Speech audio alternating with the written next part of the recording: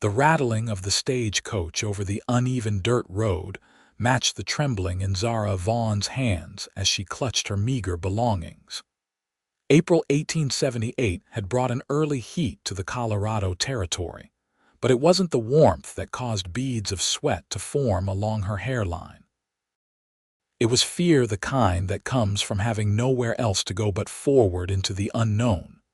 Superior, Colorado, appeared on the horizon as little more than a smudge against the sweeping landscape of prairie grass and distant mountains.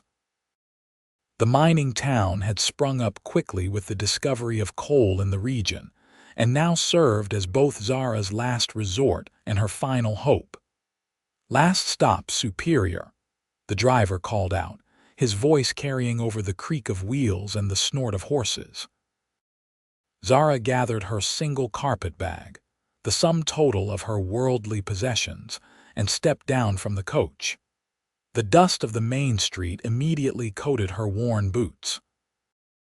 At 22, she'd already lived several lifetimes of disappointment, her latest being the crushing words of her former employer in Denver.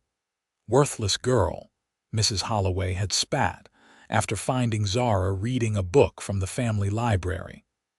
"I didn't hire you to fill your head with nonsense. You'll never amount to anything but a burden. Pack your things and leave by morning." 7 years as a housekeeper, treated little better than furniture, and dismissed for the crime of wanting to learn.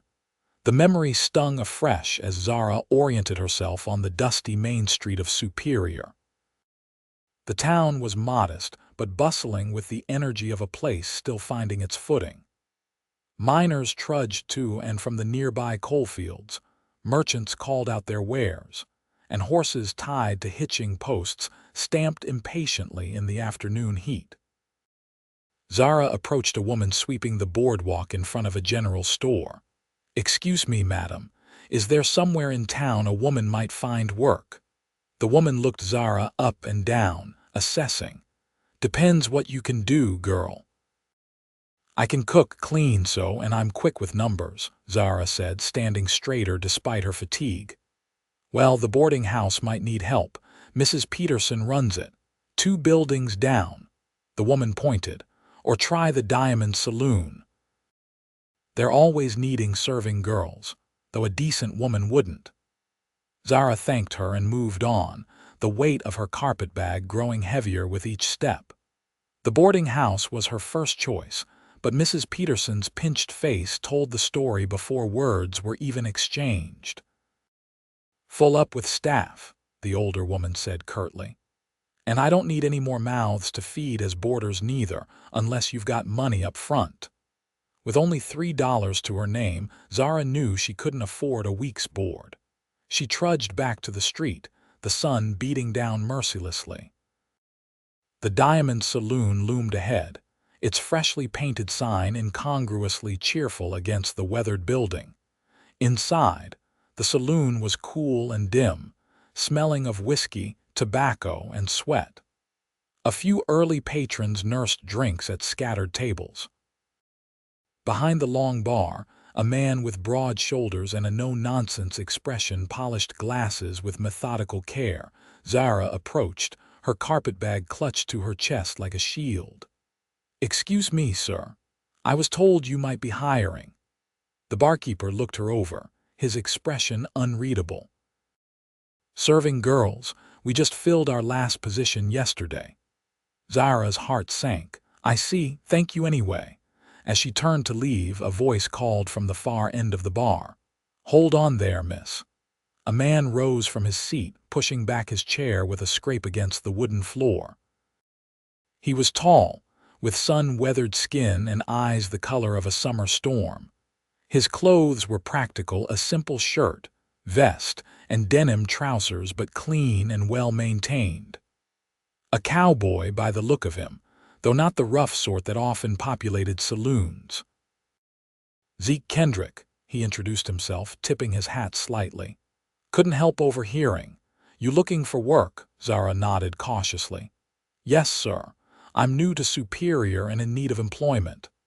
"What's your name?" he asked, his voice neither friendly nor unfriendly, just direct.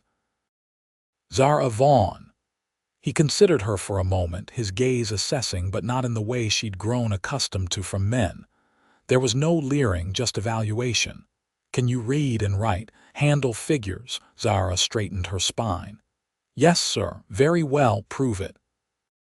He pulled a small notebook from his pocket and held it out along with a pencil.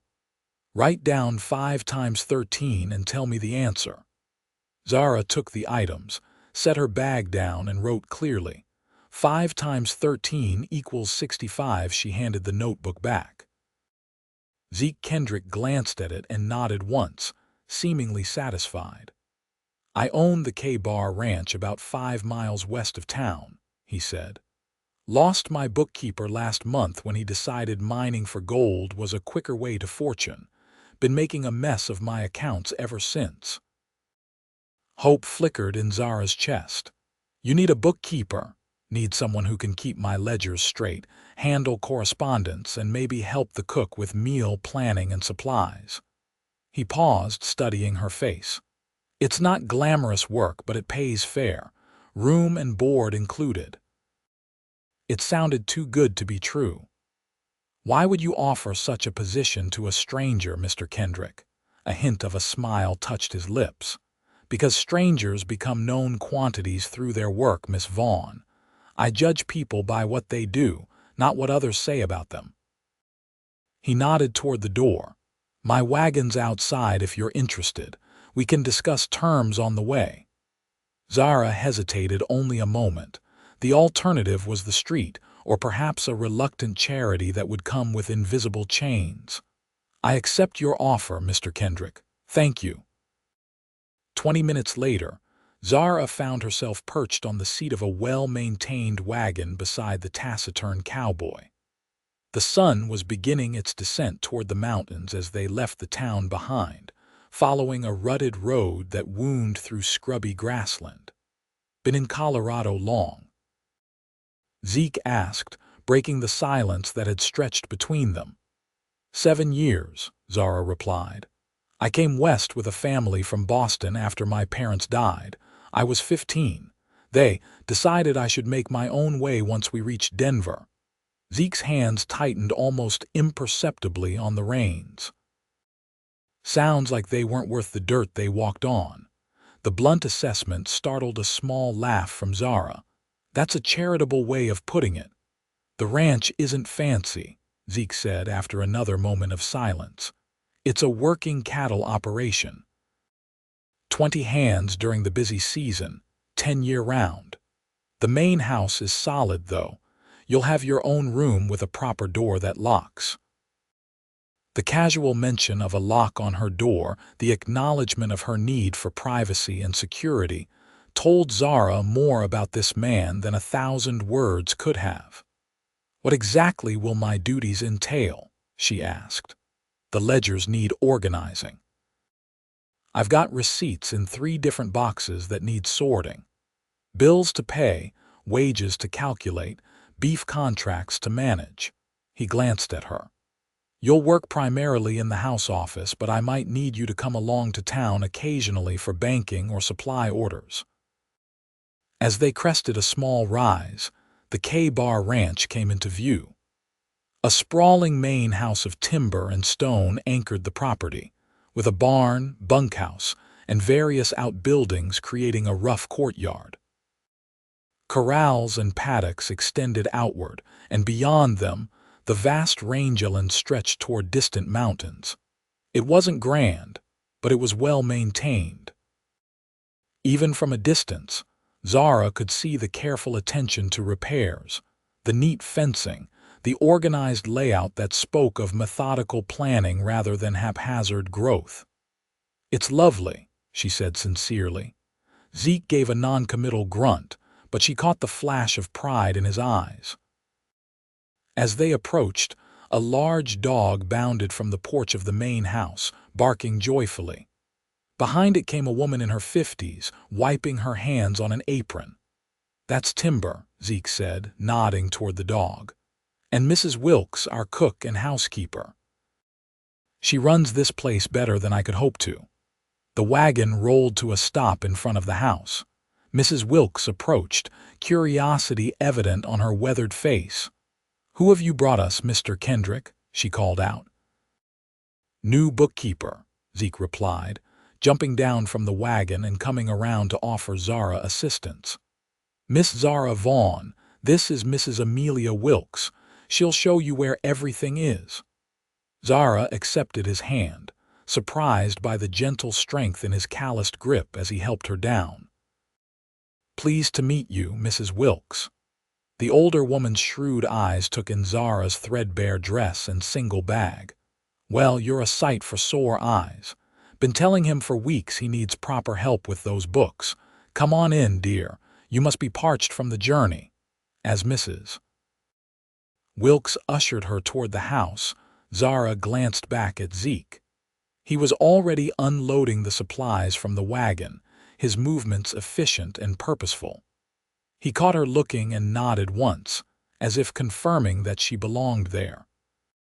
It was such a small gesture, but to Zara, who had been told all her life that she belonged nowhere, it felt monumental. The interior of the ranch house was surprisingly comfortable, with solid furniture, braided rugs over wooden floors, and curtains that softened the late afternoon light streaming through the windows. Mrs. Wilkes led Zara to a small bedroom off the back hallway. "This will be your room," she said. "It's not fancy, but it's clean. Bathrooms down the hall, we've got indoor plumbing, thank the Lord. Mr. Kendrick insisted on it when he rebuilt this place 3 years ago." Zara set her bag on the bed, taking in the simple furnishings. A narrow but sturdy bed with a patchwork quilt, a chest of drawers, a small writing desk beneath the window, and a chair. After years of sleeping in servants' quarters or shared rooms, this private space felt luxurious. "Thank you, Mrs. Wilkes. Dinner's at 6, the older woman said. "Mr. Kendrick usually eats with us in the kitchen unless there's company. You can freshen up and rest a bit if you like. There's water in the pitcher." Left alone, Zara sank onto the edge of the bed. For the first time in days, she allowed herself a moment of relief. She had shelter, the promise of work, and a door that locked. It wasn't much, perhaps, but it was more than she'd had yesterday. When Zara entered the kitchen at 6, she found Zeke already seated at the large wooden table, discussing the next day's work with a weathered man introduced as Hank, the ranch foreman. Mrs. Wilkes bustled about, setting out a hearty meal of beef stew, cornbread, and green beans. "Sit yourself down, Miss Vaughn," Mrs. Wilkes said. "No standing on ceremony here." The meal was simple but delicious, and Zara found herself relaxing slightly as the conversation flowed around her. Zeke and Hank discussed cattle, fencing issues, and preparations for the coming summer roundup. Mrs. Wilkes occasionally interjected with domestic concerns or gentle teasing that spoke of long familiarity. "Miss Vaughn," Zeke said during a lull in the conversation, "I thought we might go over the basics of the books tomorrow morning. Get you oriented to how things have been running or not running, as the case may be." "I'd like that," Zara replied. "The sooner I understand your system, the faster I can be of help." "System," Hank snorted. "That's being generous, boss." A ghost of a smile touched Zeke's lips. "Fair enough. Let's call it an organized chaos that needs taming." After dinner, Zeke led Zara to a small room off the main sitting area. Shelves lined one wall, a solid desk occupied the center, and a window offered a view of the ranch yard. Stacks of papers, ledgers, and correspondence covered nearly every surface. "My father started this ranch with 12 head of cattle and sheer stubbornness," Zeke said, gesturing around the cluttered office. "He passed 5 years ago, left me with a good operation but terrible record-keeping habits." He pulled a leather-bound ledger from a desk drawer and handed it to Zara. It was new, the pages crisp and unmarked.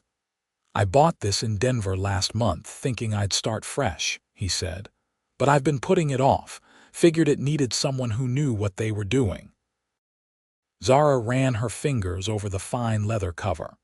It was a beautiful ledger, the kind used by prosperous businesses, not the cheap notebooks she'd been allowed to practice her figures in during stolen moments. "You're trusting me with your livelihood," she said quietly. Zeke leaned against the desk, his arms crossed. "I'm giving you a chance to show what you can do, Miss Vaughn. Same as I'd give anyone willing to work. Nothing more, nothing less." But it was more. They both knew it. In a world where women like her were seen as disposable, where her worth had been repeatedly calculated and found wanting, this man had handed her responsibility and dignity in the form of a ledger. "I won't disappoint you, Mr. Kendrick. I don't expect you will." He straightened and moved toward the door.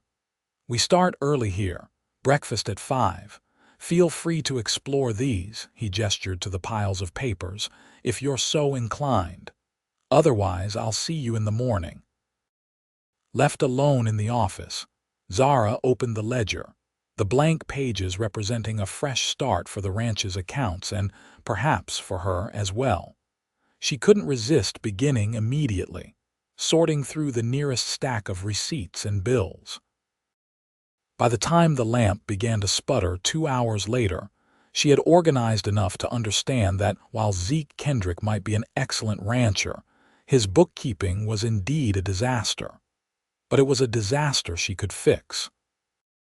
And that knowledge filled her with a sense of purpose she hadn't felt in years. Morning came with the crowing of roosters and the distant lowing of cattle. Zara dressed quickly in her second-best dress, wishing she had more appropriate clothing for ranch work. Her dresses were suited for city housekeeping, not the practical needs of country life. Mrs. Wilkes seemed to read her mind at breakfast. "We'll need to get you some proper clothes, dear. Can't have you ruining those nice dresses with ranch dust and ink stains." "I don't have much saved," Zara admitted. "Mr. Kendrick can advance you against your wages," Mrs. Wilkes said confidently. "He's taking Hank to town tomorrow for supplies. You should go along." Zeke, entering the kitchen in time to hear this, nodded. "Makes sense. You'll need to meet the banker anyway, and we can stop at Pearson's Mercantile for whatever you need." The day passed in a flurry of activity as Zara began the monumental task of organizing the ranch's financial records.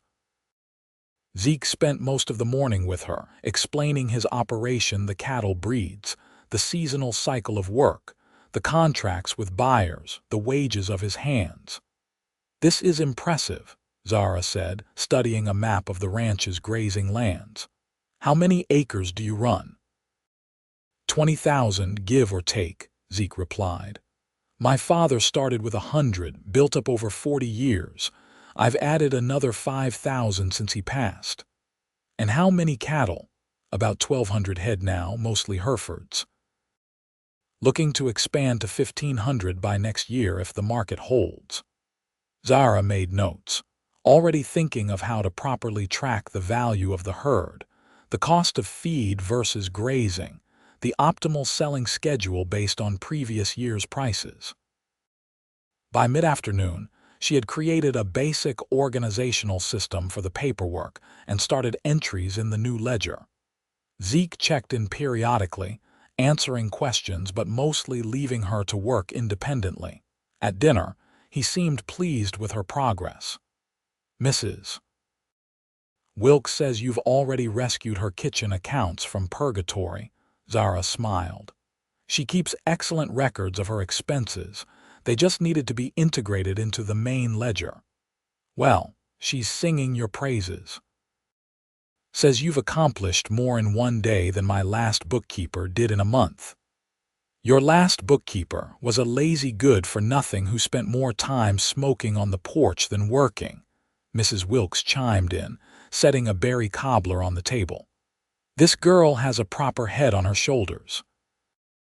The trip to Superior the next day marked Zara's first opportunity to to see more of the surrounding countryside. The spring landscape was turning green, wildflowers dotting the prairie in splashes of color. Beside her on the wagon seat, Zeke pointed out landmarks and boundaries, giving her context for the entries she was making in the ledger. "The river marks our eastern border," he explained, gesturing toward a ribbon of blue in the distance. "Good water access for the cattle. Western pastures are drier but better protected from winter storms by those ridges." In town, their first stop was the Superior Bank, a solid brick building that stood as testament to the town's aspirations beyond its mining origins. Inside, Zeke introduced Zara to Mr. Danvers, the bank manager. "Miss Vaughn will be handling my accounts from now on," Zeke informed the banker. "She'll need access to the ranch records and deposit authority." Mr. Danvers looked skeptical. "Are you certain, Mr. Kendrick?" "Banking matters are complex, and Miss Vaughn is more than qualified," Zeke interrupted firmly. "I'd appreciate your cooperation." The banker's eyes flicked from Zeke's resolute expression to Zara's composed one. "Of course. I'll prepare the necessary paperwork immediately." As they left the bank, Zara said quietly, "Thank you for your confidence, Mr. Kendrick."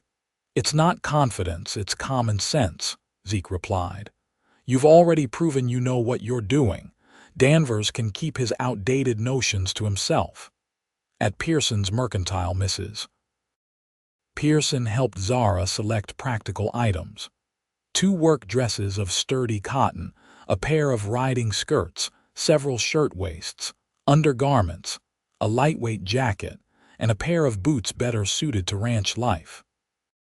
"Put it all on the ranch account," Zeke told the shopkeeper, silencing Zara's protests with a raised hand. "It's a business expense, Miss Vaughn. Can't have my bookkeeper looking like she doesn't get paid properly." As Hank loaded their other supplies, Zeke led Zara to the town's small cafe for coffee.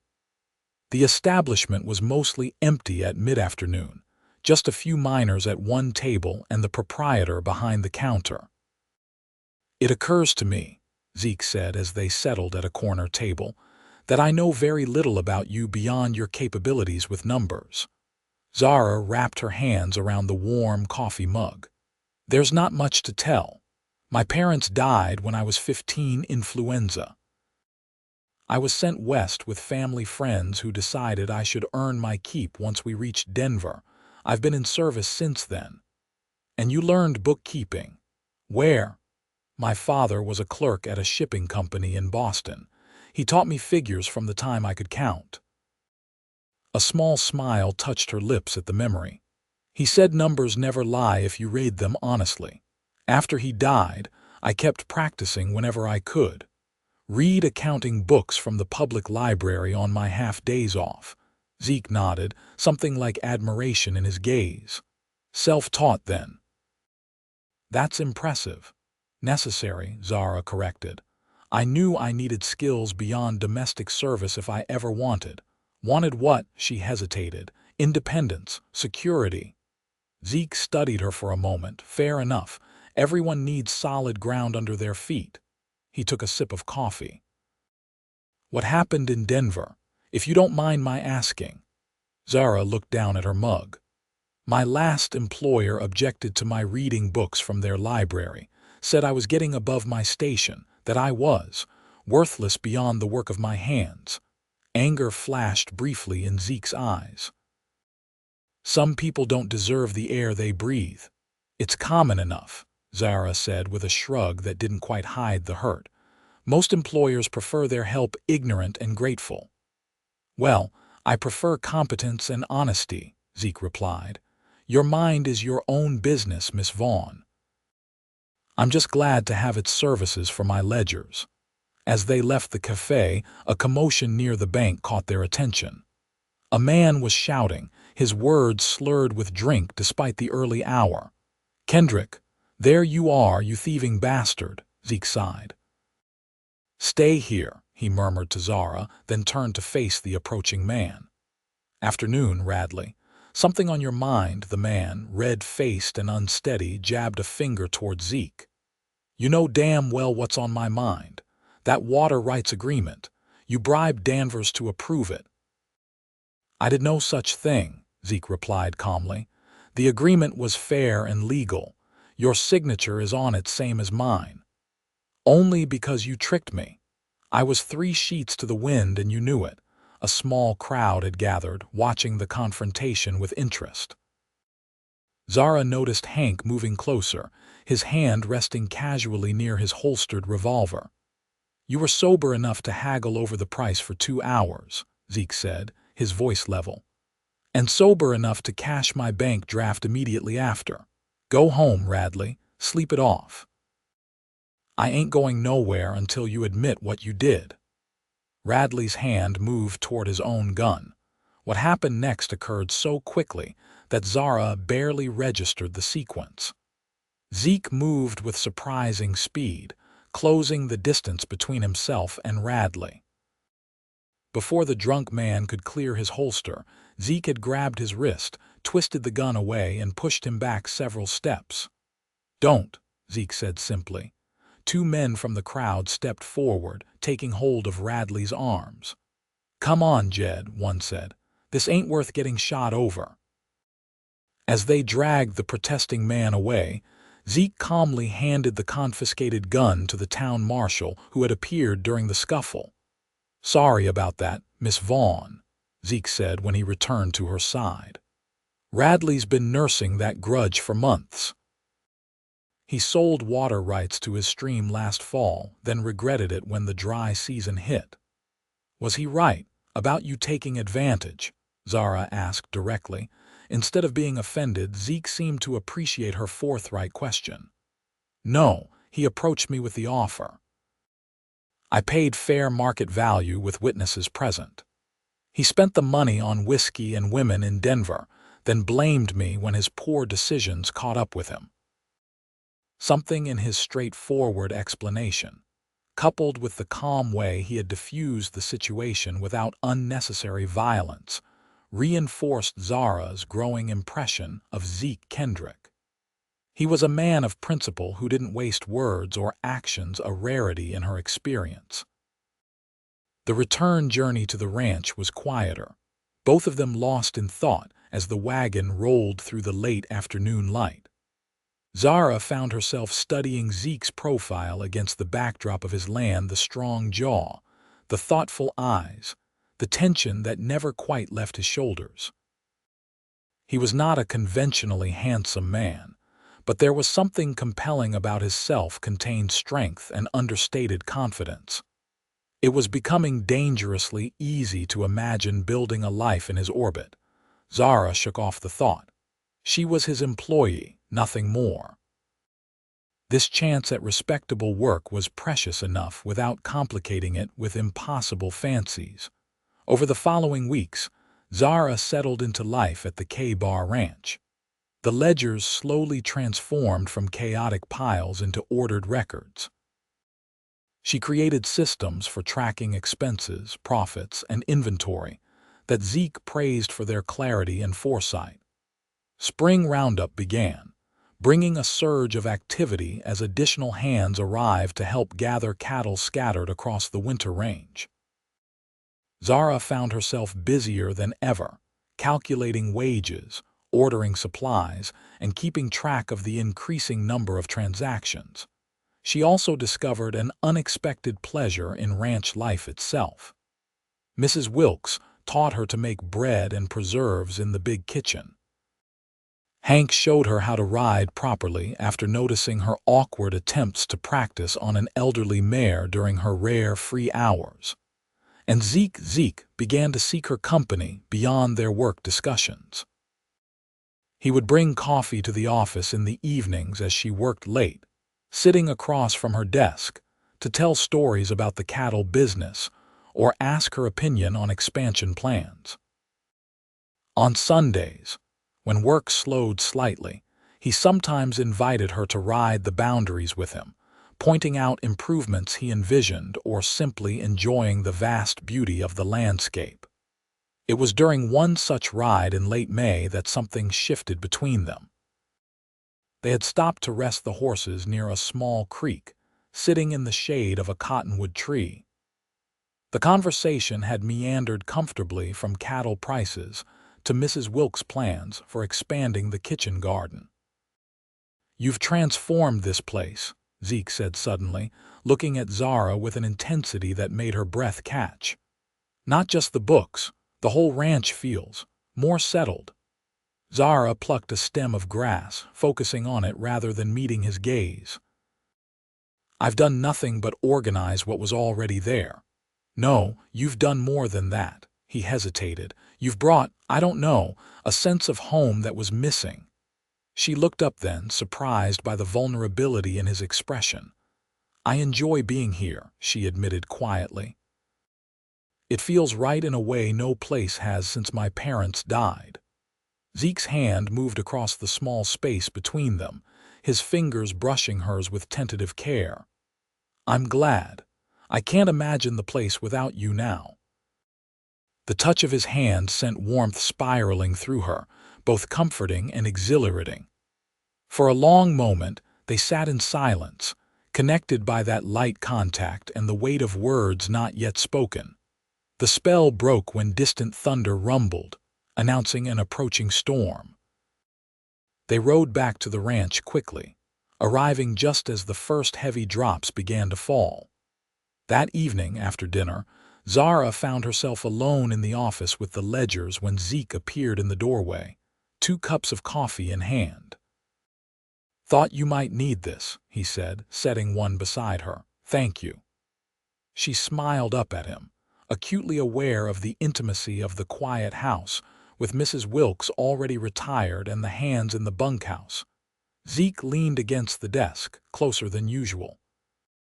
"I've been thinking about what you said today about the ranch feeling right." Zara set down her pen, giving him her full attention. "Yes, I feel the same way about you being here." His voice was low, earnest. "These past weeks, you've become important to me, Zara, more than as my bookkeeper." The use of her given name, the first time he'd allowed himself that familiarity, sent a shiver through her. "Zeke," she began, her own voice barely above a whisper. Before she could continue, he straightened and took a step back. "I don't want to presume or complicate your position here." "If I've overstepped, you haven't," Zara said quickly, rising to her feet. "You haven't overstepped." They stood facing each other, the desk no longer between them, the air charged with possibility. "I don't have much to offer beyond this ranch and my word," Zeke said. "But both are yours if you want them." Zara's heart pounded against her ribs. "I've never wanted grand things, just a place to belong, work that matters, people who see me as I am." "I see you," he said simply. "I've seen you since that first day in the saloon." He reached out slowly, giving her time to move away if she chose.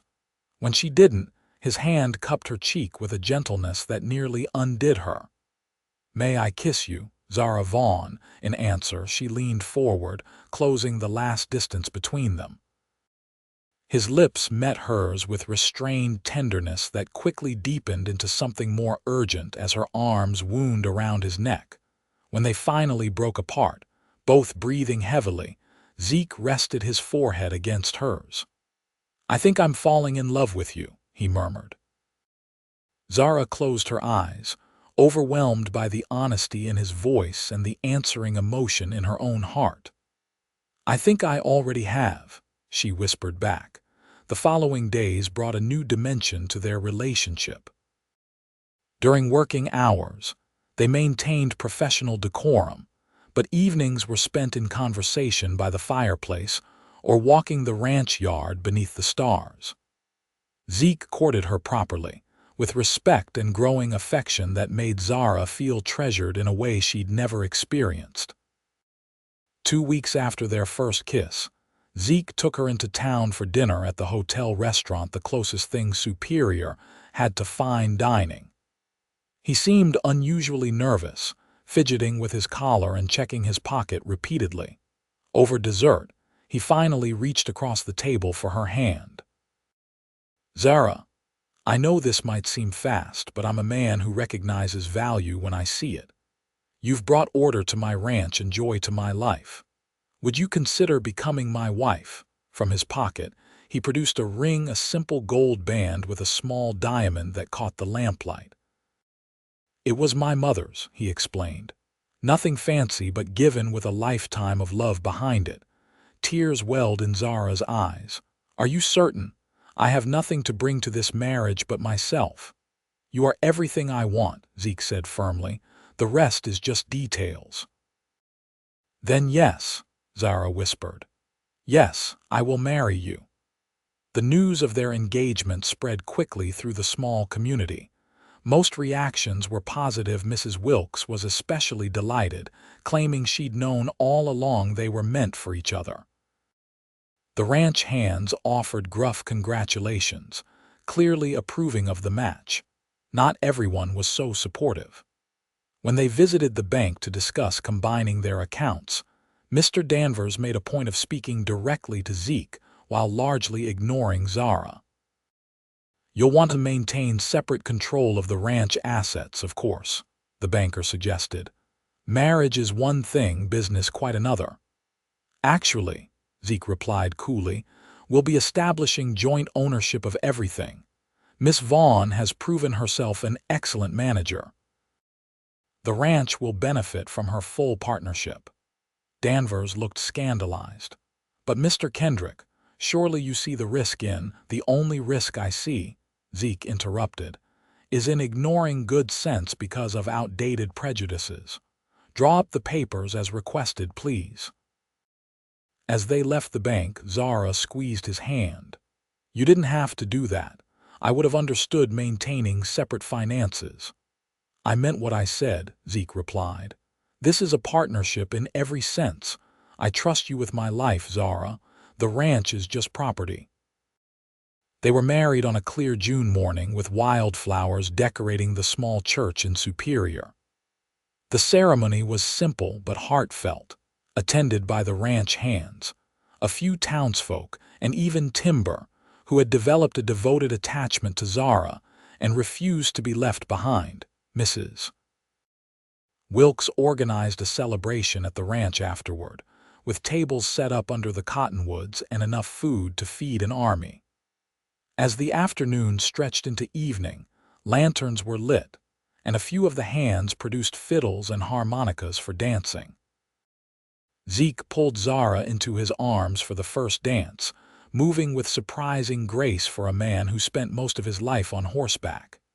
Happy, Mrs. Kendrick, he murmured against her ear. The new name sent a thrill through her.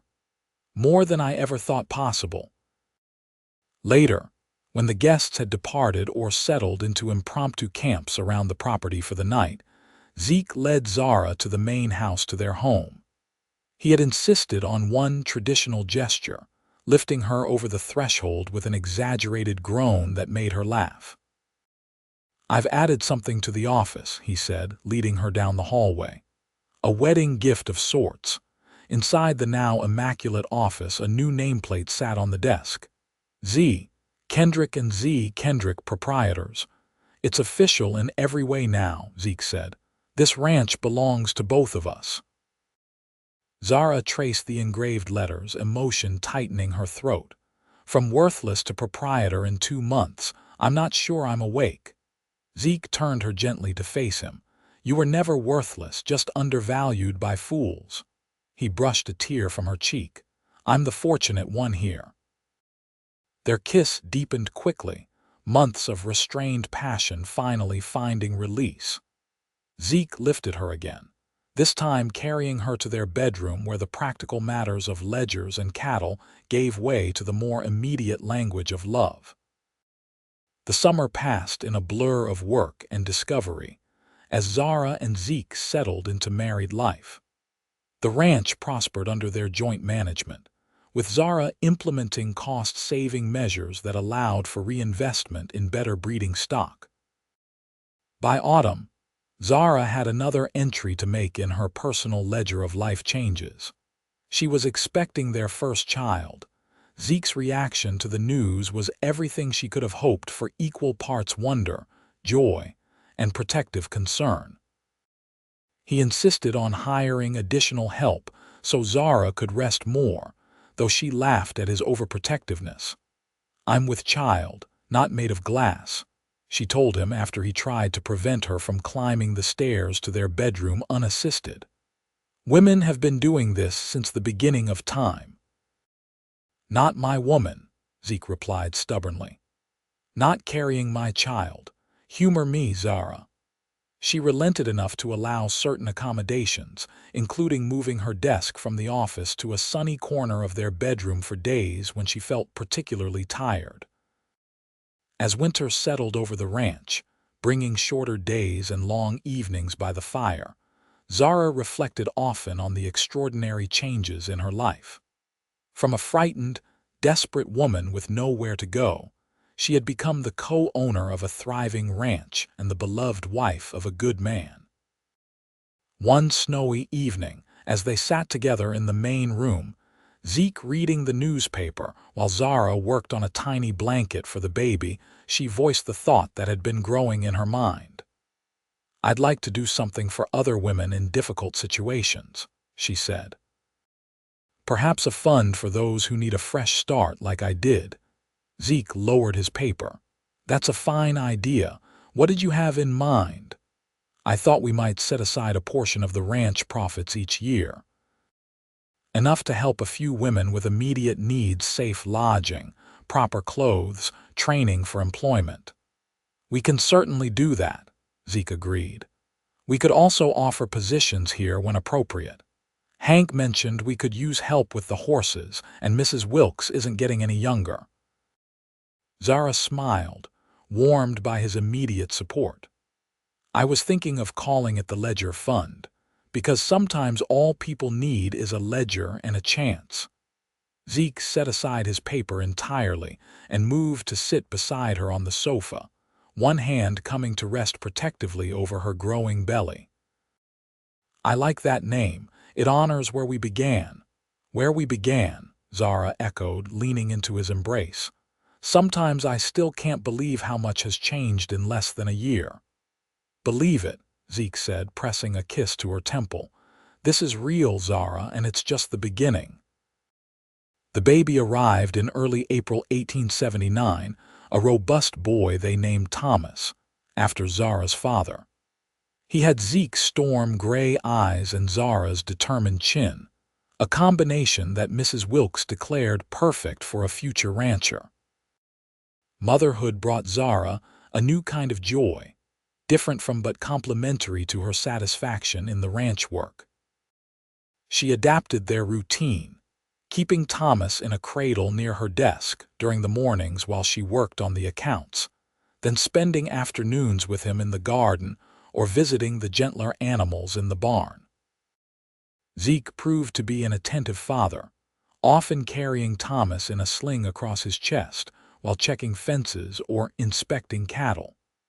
The sight of the tall cowboy with the tiny infant never failed to make Zara's heart swell with love for both of them. By Thomas's first birthday, the K-Bar Ranch had expanded again, adding another 1,000 acres to the west. The Ledger Fund had assisted 3 women in Superior, providing one with a train ticket to reconnect with supportive family in St. Louis, helping another establish a small seamstress business, and offering the third a position as assistant to Mrs. Wilkes. Life settled into a rhythm of seasons, marked by the cycles of the ranch and their growing family. A daughter, Elizabeth, joined them 2 years after Thomas, bringing a new kind of energy to the household with her infectious laugh and fearless spirit. "She's just like you," Zeke often told Zara, determined to make her own way from the start. "With a dash of your stubbornness thrown in," Zara would reply, watching their daughter toddle determinedly after her brother. 5 years after Zara had stepped off the stagecoach in Superior with nothing but a carpetbag and dwindling hope, she stood on the porch of the ranch house, watching Zeke teach Thomas to ride his first pony while Elizabeth helped by shouting enthusiastic instructions from the fence. Mrs. Wilkes emerged from the house, wiping her hands on her apron. "Quite a sight, isn't it?" she said, following Zara's gaze. "A proper family on a proper ranch." "It is," Zara agreed, her hand automatically moving to her abdomen where their third child had just begun to make its presence known. She hadn't told Zeke yet, saving the news for his birthday the following week. "Never would have happened if the boss hadn't been smart enough to recognize what he had in you," Mrs. Wilkes continued. "Best decision he ever made bringing you here." "We recognized something in each other," Zara corrected gently. "Worth that others had overlooked." That evening, after the children were asleep, Zara found Zeke in the office, studying the latest cattle market reports. She slipped behind him, wrapping her arms around his waist and resting her cheek against his back. "Early birthday present?" he asked, turning in her embrace to face her. "Something like that." She took his hand and placed it on her still flat stomach. "We'll be expanding the family again come winter." Joy transformed his features as understanding dawned. "Another baby. Zara, that's wonderful news." He lifted her in a careful embrace, his excitement tempered with gentle concern for her condition. "How are you feeling? Do you need to rest more?" "Should we hire additional help?" Zara laughed, pressing a finger to his lips to stem the flow of questions. "I'm perfectly well. And yes, we can discuss additional help as needed." Later, lying together in the quiet darkness of their bedroom, Zeke traced patterns on her skin with reverent fingers. "I keep thinking about that first day," he murmured. "You standing in that saloon looking like you were down to your last hope, but still so dignified. I knew you were something special." "You were my last hope," Zara admitted. "I had $3 to my name and nowhere to go. And now look at us. $3 to 3 children and the most prosperous ranch in the county." "It wasn't luck," Zara said thoughtfully. "It was recognition. You saw something in me worth believing in, and I saw the same in you." "Best investment I ever made," Zeke agreed, pulling her closer. "That ledger I gave you turned out to be worth its weight in gold." "It wasn't the ledger," Zara corrected softly. "It was the chance that came with it. The chance to be valued for who I was rather than what others thought I should be." Zeke kissed her, a gesture that after years of marriage still held the power to make her heart race. "I love who you are, Zara Kendrick. Every day I love you more. And I love you," she whispered against his lips, "for seeing me when I was invisible to everyone else." As sleep began to claim them, Zara reflected on the extraordinary journey from that desperate day in Superior to this moment of profound contentment. The ledger Zeke had given her sat in the office, its pages now filled with years of careful records, but the true account of their life together was written in the family they'd created, the community they'd strengthened, and the love that had transformed them both. From worthless to priceless, that was the real balance sheet of Zara's life. And it had all begun with a cowboy who looked beyond appearances to recognize true value when he saw it.